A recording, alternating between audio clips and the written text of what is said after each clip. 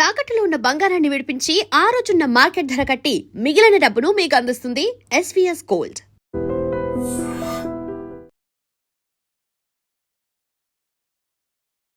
నమస్కారం, మీరు చూస్తుంది ఐ డ్రీమ్. నేను మీ కీర్తి. ఈరోజు నాతో పాటు జ్యోతిష్య రత్న జ్యోతిష చక్ర వైభవ నిపుణులు డాక్టర్ రాళ్ళపల్లి రవికుమార్ గారు ఉన్నారు. గురుగారితో నా ప్రస్థానం చాలా చిన్నప్పటి నుంచి ఈ రోజు ఐ డ్రీమ్లో మొట్టమొదటిసారి మళ్ళీ మీ అందరి కోసం. నమస్తే గురుగారు. నమస్కారం.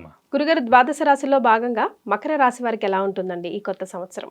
తప్పకుండా అమ్మా. మకర రాశి అనగానే మనకి ఉత్తరాషాఢ 2-3-4 పాదాలు, శ్రవణం 1-2-3-4 పాదాలు, ధనిష్ట 1-2 పాదాలు, ఈ నక్షత్రాల సమూహం అంతా మనకి మకర రాశిలోకి వస్తుంది. వీరికి ఈ ఆదాయం వచ్చేసి 2, వ్యయం 8, రాజపూజ్యం 1, అవమానం 4. సో ఈ సంవత్సరం ఎలా ఉంటుంది? మెయిన్గా మకర రాశికి వారి పర్సనాలిటీ ఎలా ఉంటుంది? అదే, మకర రాశి వచ్చేసి అధిపతి శని అయ్యాడు. శని అంటే సాధారణంగా స్లో అండి. Slow and steady wins the race లాగా. అలాగే మొసలి దానికి సైన్ కూడా మీరు చూసే ఉంటారు, క్రొకడైల్. అది నీటిలో ఉన్నంతసేపే బలం అనమాట.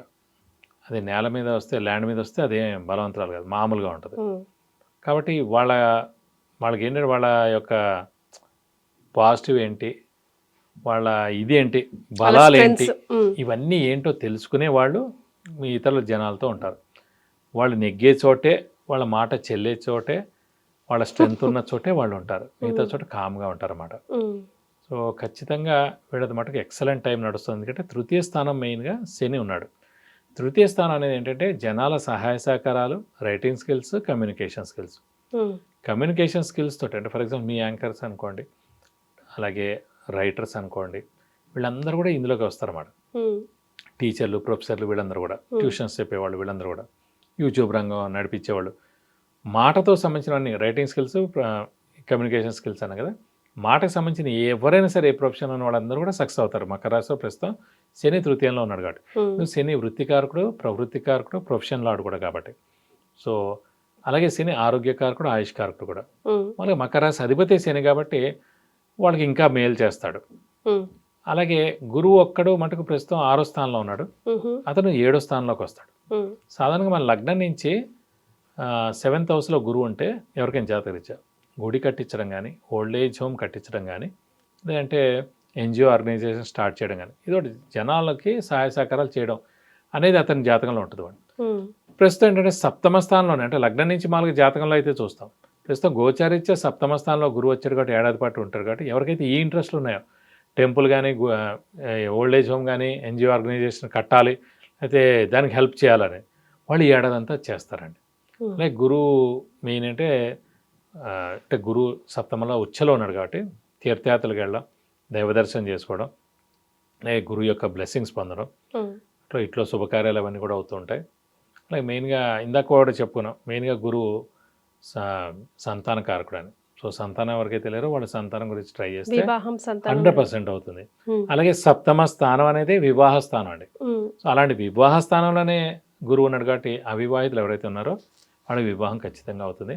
అలాగే ఆల్రెడీ వివాహమైన వాళ్ళు కూడా అన్యోన్యంగా ఉంటారు భార్యాభర్తలు. ఎందుకంటే 7వ స్థానం ప్రస్తుతం గురువు వచ్చి అక్కడ ఉంటాడు కాబట్టి ఏడాది పాటు.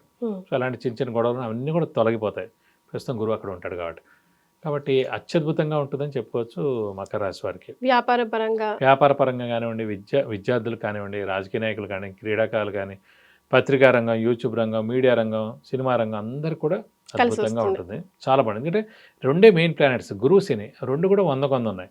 ప్లస్ గురువు కూడా భాగ్య దృష్టితో శనిని చూస్తూ ఉంటాడు. సో ఎక్స్ట్రాడినరీగా ఉంటుంది మకర రాశి వాళ్ళకి. సో వీళ్ళకి ఇష్టమైన దైవం అండి, వీళ్ళకి వచ్చేసి అమ్మవారు, శివుడు అండి. వీళ్ళకి కూడా సో వీళ్ళకి ఇష్టమైన దేవుడు అమ్మవారు, శివుడు. వీళ్ళని ఎక్కువగా పూజిస్తే కూడా వీళ్ళకి చాలా మంచి చేకూరుతుంది. మరి ఎలాంటి రెమెడీస్ పాటించాలి? ప్రస్తుతం ఏంటంటే రాశిలోనే మనకి రాహు వస్తాడు డిసెంబర్ నుంచి, కాబట్టి సేమ్ అమ్మవారిని ఎక్కువగా పూజిస్తే చాలా మంచిది.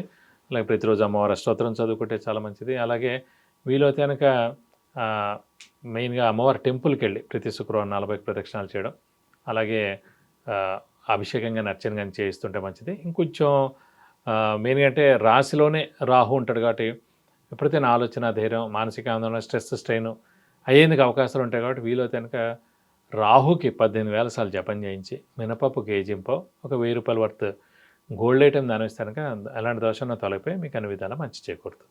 రైట్. సో మకర రాశి వారికి కూడా అన్ని విధాలుగా మంచి జరగాలని మనస్ఫూర్తిగా కోరుకుందాం గురుగారు. ధన్యవాదాలు. నమస్తే. నమస్తే